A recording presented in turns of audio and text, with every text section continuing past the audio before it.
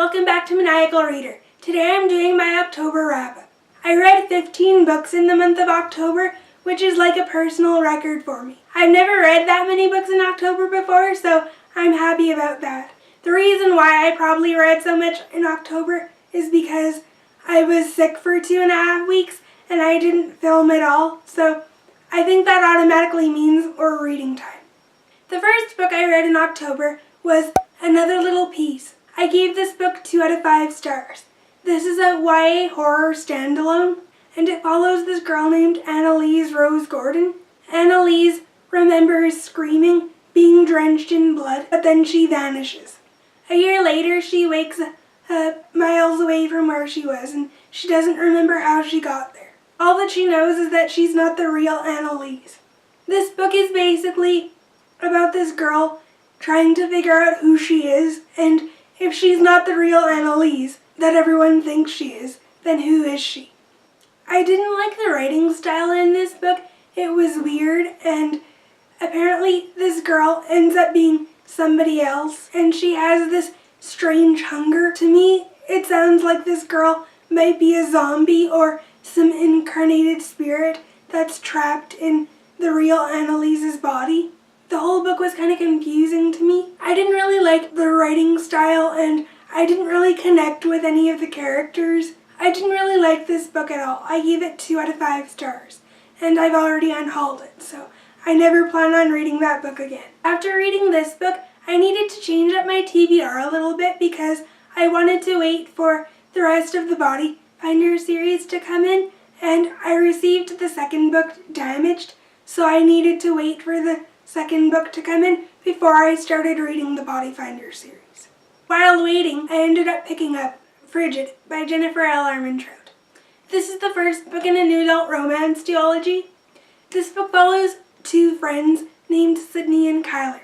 Sydney and Kyler have been best friends their whole lives, and Sydney has always had a secret crush on her best friend Kyler. Kyler has always been this womanizer playboy who likes to sleep with a lot of girls. It's not until their annual ski trip, where they're stranded in Kyler's family's cabin, that they are forced to confront their feelings for each other. And from there, a romance between them blossoms. I gave this book 4 out of 5 stars. The relationship in this book developed naturally, and I liked the plot in this book. It developed at a good pace, and I was slightly surprised with the plot twist. I suspected that there might be a plot twist coming, and I kind of knew what it was, but I didn't know how the plot twist would play out. So seeing all of the action go down at the plot twist was surprising to me. I also loved the conclusion to this book. It was perfect, and it gave me all the feels. This was a great friends to lovers romance. The next book I read was Scorched. This is the second book in the duology, and it follows Sydney's best friend named Andrea and her romance with a guy named Tanner, and Tanner is Kyler's best friend. Andrea has always been a loyal friend to Sydney, but she has a bit of a drinking problem, and she's also dealing with other issues. I love the dynamic between Andrea and Tanner in this book. The dynamic between them is fiery and sweet. They're always bickering and arguing with each other, but Tanner wants more out of his relationship with Andrea. Andrea doesn't really think that she's worth being in a relationship with, so she has some self-esteem issues, and things are a little bit messed up in her life. Things get worse before they get better. And I love how supportive Tanner is of Andrea, and how he's willing to be with her, even though she doesn't think that she's worthy of being loved. I also liked the plot in this book. It developed naturally and at a good pace, and it was also really realistic for someone who's going through the same issues that Andrea is. I didn't see the plot twist in this book coming. I was surprised by it. I kind of knew things would get worse, but I didn't know how much worse. So I was really surprised with the plot twist. The conclusion to this book was amazing. I appreciated that Andrea's issues were actually addressed in this book and not something that's glossed over. Andrea went through quite a bit in this book, and I'm glad the conclusion to this book showed that. I gave this book 4.5 stars. I enjoyed this book a little more than the first one. This was a great duology, and I could definitely see myself rereading it in the future. It's Jennifer L. Armentrout after all. Her books never disappoint me. I finally moved on to The Body Finder by Kimberly Derting, after what seemed like forever. This is the first book in a YA paranormal fantasy series. It follows the 16-year-old girl named Violet Ambrose, who has the ability to find dead bodies. When she finds dead bodies, she sees their echo, which could come to her through any of her 5 senses, whether it's a smell, a sight, a touch, or some sort of other sensation. She can also see what are known as imprints, and imprints are the marks that the killers have attached to them that are identical to their victims. Violet has also had a secret crush on her best friend Jay her whole life, and this book is just about them getting together and Violet wondering if Jay will ever notice her. This book was a good first book in this series. I did enjoy Violet as a character and liked getting to know more about her abilities, but this series also has a mystery element to it as well as a paranormal aspect, which I really liked. I gave this book 4 out of 5 stars. It was really good. The next book I read was obviously Desires of the Dead. This is the sequel to The Body Finder, and in this book there's some relationship tension in between Violet and Jay in this book, and a little bit of a love triangle, but not really. Violet meets someone who also shares special abilities, and he works with the police to help stop killers as well. This causes tension in her relationship with Jay.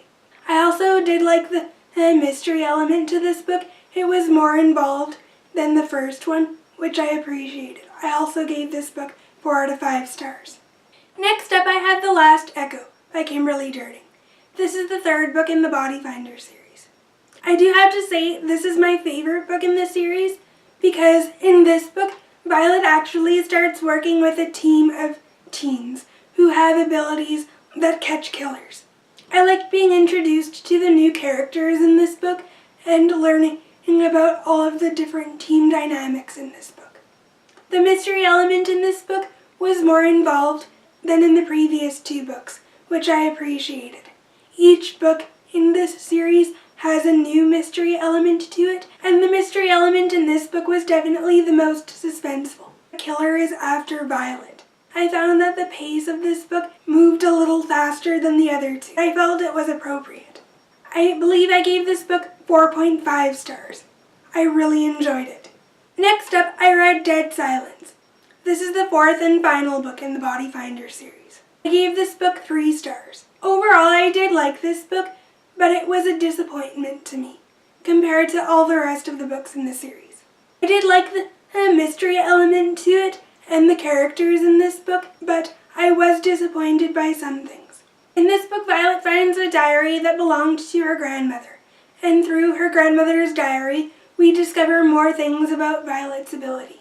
I did enjoy that aspect of the book. It was new and interesting, and it definitely helped when it came to the mystery element of this book. If you want to know the things that I didn't like, I'll leave a link to my Goodreads review of this book down below. There were plot holes in this 4th book for sure, and I hated the ending of this book. There was no definite ending to this book, and it was just left open-ended, which I didn't like at all. So I did like this book, but I only gave it 3 out of 5 stars.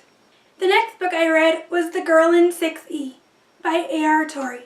This is the 1st book in an adult thriller trilogy. I've never read an adult thriller before, but I do have to say I absolutely loved this. This book follows a woman named Deanna Madden, who stays in her apartment because she has the strong urge to kill people. Deanna is also a sexual call girl, so she engages in sexual activities online with people through a website, but she also has her own personal website. Deanna has unconventional relationships with people, but she's happy with her life and her circumstances, and she doesn't plan on changing. However, when she realizes that one of her customers wants to hurt a little girl, that's when her circumstances change, and she's determined to save this little girl from this sick, twisted man. I really of this book, I think I gave it 5 out of 5 stars. It was amazing. This book is told all from Deanna's point of view, although she's known as Jessica online, as her online persona. We get to see in Deanna's mind throughout this whole book, so we get to see an intimate look at who she is as a person and how she might have ended up like this, trapped in her apartment, and why she has a strong desire to kill people, and what exactly happened to her to make her into the person she is today. There is only a small drop of romance in this book. Other than that, it's completely an adult thriller. The pacing of this book was awesome. This book was definitely a page turner. I loved the plot in this book and how it developed as well, and what Deanna actually decided to do when she discovered that one of her customers wanted to hurt this little girl. From then on, the plot picked up, and it was like racing fast, the edge of your seat thrilling. I really loved this book. It was amazing. Even though she doesn't have a conventional job and she has the strong urge to kill people, Deanna definitely still has a huge heart, and I loved that about her. Next, I read Do Not Disturb. This is the sequel to The Girl in 6E. I liked this book just as much as the first one, if not a little more. In this book, we definitely see more romance. Deanna has a romance with a guy named Jeremy, whom she meets in the first book. I liked seeing how their relationship developed. In this second book, a certain character is after Deanna because he's displeased with her, doesn't think that she gave him the attention that he thinks he deserves. So, a guy from her job is after her. The plot in this book was awesome, and I really liked the romance element to it. I won't give anything away since it's best if you go into these books blind, but again, I gave this book 5 out of 5 stars. I also did enjoy learning about this character named Mike, who is Deanna's friend, and he's really supportive of Deanna and has her best interest in mind, since she has unconventional relationships with people. Mike is a person that's definitely in her corner in this book, and he helps her out a lot. I also read If You Dare. This is the third book in the Deanna Madden trilogy. I liked the plot in this book. It was really interesting. In this book, Deanna is arrested for murder.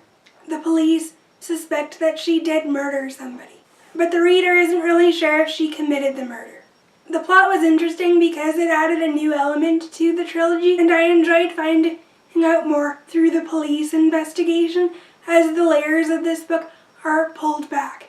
As much as I enjoyed this book and the plot and the pacing and all of the thrilling elements, I do have to say the ending of this book did sting. It was appropriate given who Deanna is. I completely understand the ending and I've made my peace with it, but it still stings a little. I also read a book called A Stranger in the House by Shari Lapena. This is another adult thriller, which I borrowed from the library. I gave it 3 out of 5 stars. I did enjoy the characters, and the plot of this book was interesting. It was a little lackluster for me, and I didn't really like the ending of the book. It follows this guy named Tom who comes home and realizes that his wife is missing. Dinner is half made, and she didn't really take her purse or her wallet or her phone, so it looks like Tom's wife left in a hurry. But the police show up on his door and tell him that his wife has been in a car accident. Where Tom's wife had the car accident is the same place where a guy was murdered. The reader isn't really sure what happened in Karen's car accident, why she's being accused of murder. Overall, I did like this book. The plot was interesting, and I liked discovering the mystery of why Karen can't remember her car accident and what actually happened with the murder and how Tom's wife might be connected to this mysterious murder.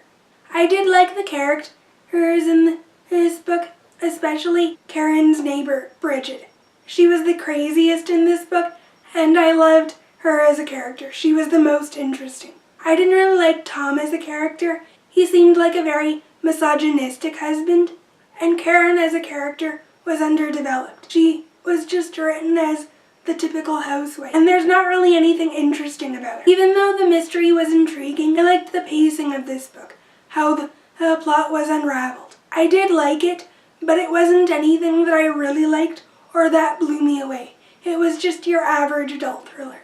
A Stranger in the House was also the group book that Lala and 2 of her friends read for the Spookathon, Readathon. So if you have read this book and would like to know more about the book, I'll put a link to the live show down below in case you guys want to know more about this book. And the final book that I read this month is going to be Damaged Like Us by Krista and Becca Ritchie. I haven't read this book yet this month since it's October 27th today, and I want to read this book as close to the release date of Lovers Like Us as I can, so I can read them back to back. But I have no doubt that I'll like this book just as much as the first time around, since I love Krista and Becca Ritchie, and I've talked about this series before, so I'm definitely excited to get back into this book for a second time, and I cannot wait for the release of Lovers Like Us. I am so excited about this book, you have no idea. I've been talking about it non-stop. Those are all of the books that I read in October. Comment down below and tell me what books you read this month. I'd love to know. I hope you guys enjoyed this video, and I'll see you in my next one.